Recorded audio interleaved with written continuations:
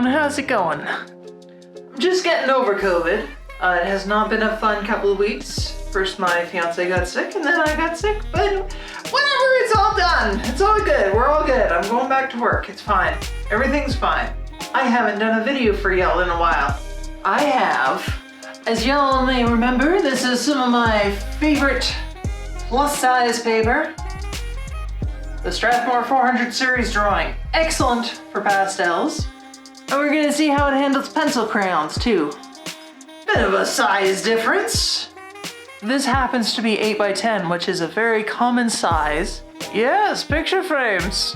I haven't given up decorating every single vertical surface of my house, and this will help me for that. Shall we get started?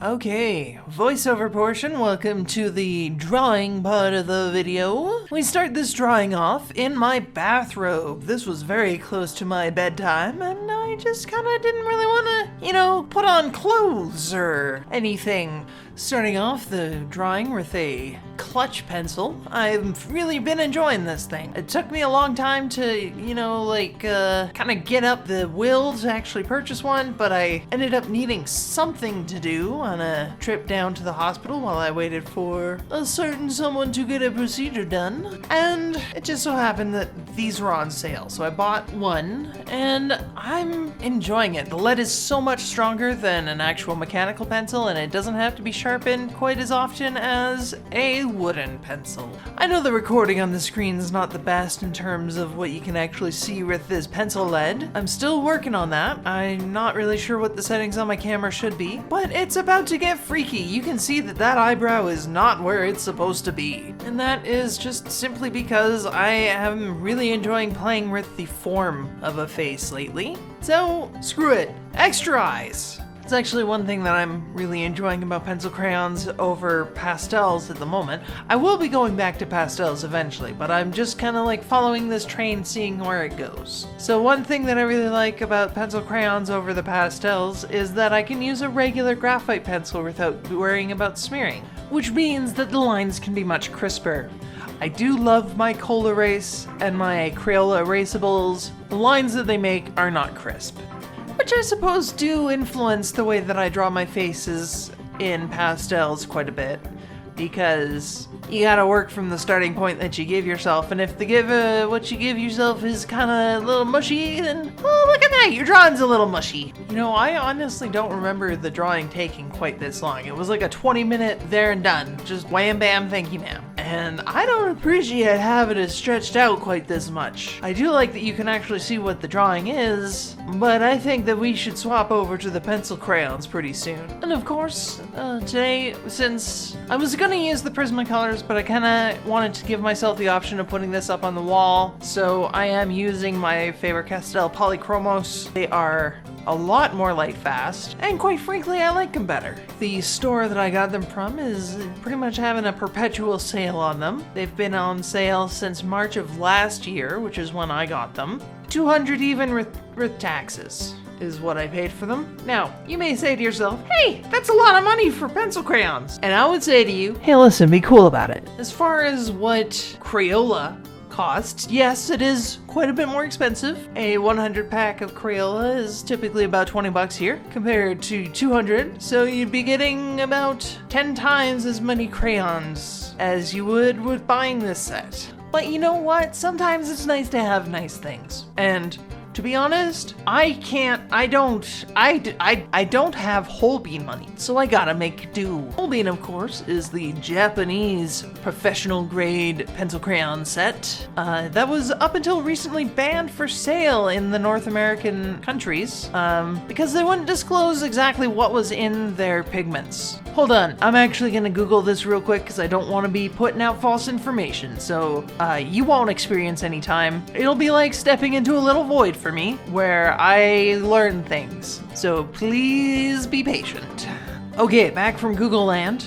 There's a lot of speculation because they didn't just come out and say why they weren't available in North American markets. But the rumors, you gotta trust rumors, are saying that they were using very high levels of cadmium in a lot of their pencils. So I'm not exactly sure why that would keep you from being able to purchase them on the land mass, but there you go. And because of the hoops that they need to perform in order to get them through customs, they are extremely expensive. Like a 12 set, I haven't seen go lower than $50 for a 12 set.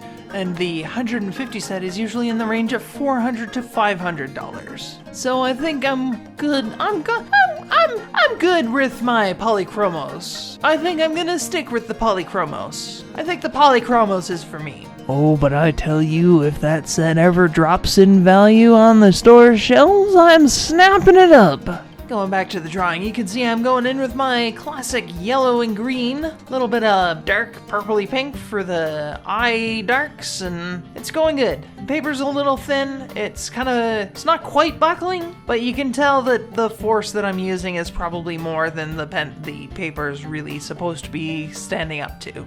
You can see that the pencil crayon actually erases quite well on this paper though. This little line just under the nose that leads to the edge of the cheek, I erased that. I did that. That was me. I took the pigment and I removed it, and the paper let me. It didn't tear, it didn't buckle, it didn't bend. It did its job very well in that regard. I think I'm just gonna let the music here vibe a little bit though, and I'm just gonna come back to you at the end of it. Not the end of the video. Whatever, I'll be back in a bit.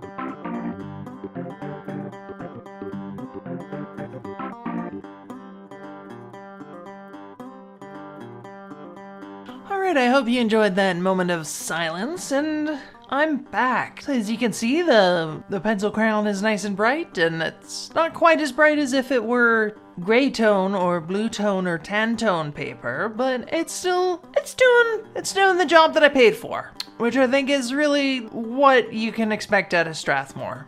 I will admit I am a little spoiled from a glut of choices. Looking at this new store that I have is very cool, it's very fun, there's a lot of paper available, and I can choose exactly the paper that I need for the job. You know, this fellow actually looks a little bit like an ogre with the little tooth sticking out and the kind of greenish skin. I kind of like it. Just kind of trying to use up a couple colors that I really haven't put down on the paper. So I got some pinks and purples in the hair, and then I'm gonna move in with some Naples yellow and some blues and some purples, and just make a real mess of the bowl cut. I can't even remember what color that red is, to be honest. It's like a skin tone red. It's part of the neutral skin tone colors in this pack. I don't touch them that often, to be honest. There's far too many interesting high chroma colors that I'd much rather play around with. To be honest, I'm really not happy with how that bowl cut turned out. I like the kind of like the fade in from the pink to the purple on the mullet part, but the bowl cut is it's just not got it going on. So maybe instead of just continuing the commentary of, ooh, this is not actually that great, I'm gonna talk about why I wasn't here last week. So, like I said the week before, my fiance came home with a case of COVID, and not great, not ideal. I ended up catching it while I was taking care of her, and then I had to deal with it. Luckily, my case was not as serious as hers. I mean, her case wasn't serious in terms of what it could be. But she did have about 3 or 4 days where she did nothing but sleep. You know, not great, not ideal.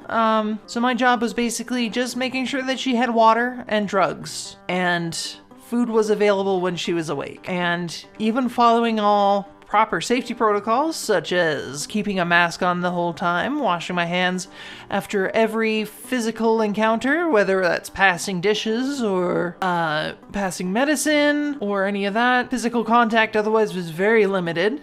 She was actually, thankfully, we have a spare bed in the basement where she was isolated. And the fact that I still got sick really speaks to how contagious it was. But that's about it for the voiceover, and I'll see you on the end state.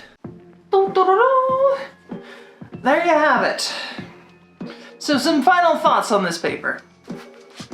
It's not quite as thick as the SMLT paper that I was using for the last video. Also, it's white. I don't really like white paper for what you might call that the real pencil crayon. But if you don't care about your highlights popping, it's a way to go. It's also a very common frame size, which the SMLT is not. The SMLT is 5.5 by 8.5, whereas this is 8 by 10. If you're looking to decorate your house, grab one of these. It was like 10 bucks. So that's about it for me. I'm gonna try to get back on track with regular video updates, and I'm mostly recovered. I'm doing pretty good. Anyway, that's it for me today. I hope to see you all next week. Bye.